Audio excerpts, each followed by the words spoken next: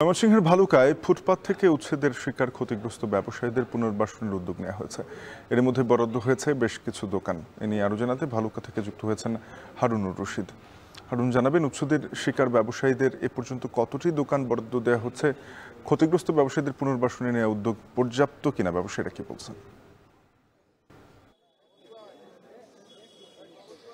শাফিন, ময়মনসিংহের ভালুকার যে ঢাকা ময়মনসিংহ মহাসড়ক রয়েছে, এর ভালুকা উপজেলা সদরে এই মহাসড়কের পাশে বেশ কিছু বিক্ষিপ্ত দোকানপাট ছিল। অবৈধ ফুটপাত অবৈধভাবে দখল করে রাখা ছিল, যার কারণে মানুষজনের চলাচলের সমস্যা হতো এবং রাস্তায় যে যানজটের সৃষ্টি হতো। এবং এই বিষয়টিকে আমরা সমাধান করার জন্যে ভালুকা উপজেলা প্রশাসন সম্প্রতি উচ্ছেদ অভিযান পরিচালনা করে এবং উচ্ছেদ অভিযানে বেশ কিছু দোকানপাট উচ্ছেদ হয় এবং বিশেষ করে যারা ক্ষুদ্র দোকানি, চায়ের দোকান সহ বিভিন্ন খাবারের দোকানের স্টল যেগুলো রয়েছে, সেগুলো কিন্তু ব্যাপকভাবে ক্ষতিগ্রস্ত হয় এবং যে সমস্ত দোকানপাটগুলোকে উচ্ছেদ করা হয় সেই সমস্ত দোকানের মালিক যারা, তারা কিন্তু একটি দিশেহারা অবস্থার মধ্যে ছিলেন এবং তাদের যে আয় রোজগার সেটিও বন্ধ হয়ে গিয়েছিল। এটি নিয়ে তারা যখন দুশ্চিন্তায় ছিলেন, ঠিক একই সময়ে ভালুকার উপজেলা প্রশাসন তাদের যে রুটি রোজগার বা আয় রোজগারের একটি ব্যবস্থা করে দিচ্ছে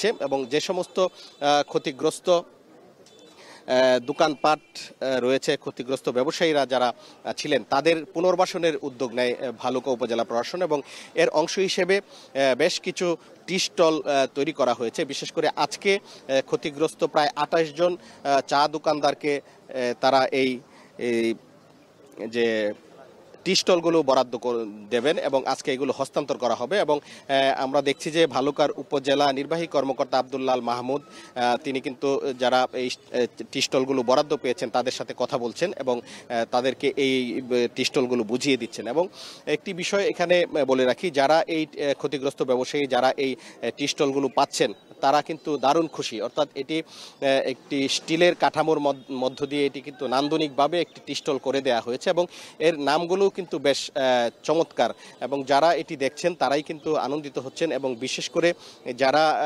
ক্ষতিগ্রস্ত দোকানদার তারা বেশ খুশি এই বিনামূল্যে এই টি স্টলগুলো পেয়ে। এবং এগুলো আজকে উপজেলা পরিষদ থেকে হস্তান্তর করা হবে এবং পরবর্তীতে রাস্তার পাশে যে নির্দিষ্ট কিছু জায়গা রয়েছে যেখানে ফুটপাত দখল হবে না বা যান চলাচলের সমস্যা হবে না, মানুষের চলাচলের সমস্যা হবে না, ঠিক সেরকম জায়গায় কিন্তু এই বিষয়গুলোকে, এই দোকানগুলোকে প্রতিস্থাপন করা হবে এবং ব্যবসায়ীরা যেন নির্বিঘ্নে ব্যবসা করতে পারেন সেই বিষয়টি কিন্তু লক্ষ্য রেখে এই দোকানগুলো তৈরি করা হয়েছে। এবং আমি কথা বলেছিলাম ভালুকার উপজেলা নির্বাহী কর্মকর্তা আব্দুল্লাল মাহমুদের সাথে। তিনি যেটি জানিয়েছেন যে সমস্ত ব্যবসায়ী ক্ষতিগ্রস্ত হয়েছেন তাদের পুনর্বাসনের জন্য কিন্তু তারা নানামুখী পদক্ষেপ নিয়েছেন। বিশেষ করে আজকে যে ২৮টি টি স্টল দেওয়া হচ্ছে, এর বাইরে কিন্তু একটি ফলের মার্কেট করে দেওয়া হয়েছে। যারা ক্ষতিগ্রস্ত হয়েছিলেন তারা একসাথে ফলের দোকান দিয়েছেন এবং আজকে টি স্টল দেওয়া হচ্ছে এবং পরবর্তীতে একটি হকার্স মার্কেট করা হবে বলেও তিনি জানিয়েছেন এবং বলছেন যে হকার্স মার্কেটে আজকে টি স্টলের বাইরে যে সমস্ত ক্ষতিগ্রস্ত দোকানদার রয়েছে যারা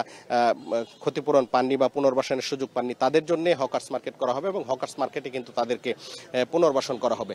এবং যারা আজকে এখানে দোকানগুলো পেয়েছেন তাদের সাথে আমরা কথা বলেছি। তারা যেটি বলেছেন যে তারা তাদের যে জীবিকা নিয়ে যে হতাশার মধ্যে পড়েছিলেন, আজকের এই টি স্টল পাওয়ার মধ্য দিয়ে তাদের সেই হতাশা কেটে গিয়েছে এবং এই দোকানগুলো বেশ নান্দনিকভাবে তৈরি করা হয়েছে এবং রাস্তার পাশে যখন যে জায়গাগুলোতে স্থাপন হবে সেখানেও কিন্তু একটি নান্দনিক পরিবেশ হবে বলে যারা দোকানদার রয়েছেন বা ভালুকার যারা স্থানীয় জনসাধারণ রয়েছেন তারা কিন্তু বলছেন। এবং এখানে যাদেরকে দোকান দেওয়া হয়েছে তাদেরকে একটি বিষয় বলা হচ্ছে, যেন কখনোই এই দোকানের মাধ্যমে রাস্তাঘাট যেন দখল না রাখা হয় এবং কখনো ফুটপাত যেন বন্ধ না রাখা হয়, এই বিষয়গুলোর প্রতি জোর দিতে বলেছেন। এবং যারা এই ক্ষতিগ্রস্ত ব্যবসায়ী আজকে দোকান পাচ্ছেন এবং তাদের জন্য সবসময় উপজেলা প্রশাসন থেকে সহায়তা করা হবে বলেও আমাদেরকে জানানো হয়েছে।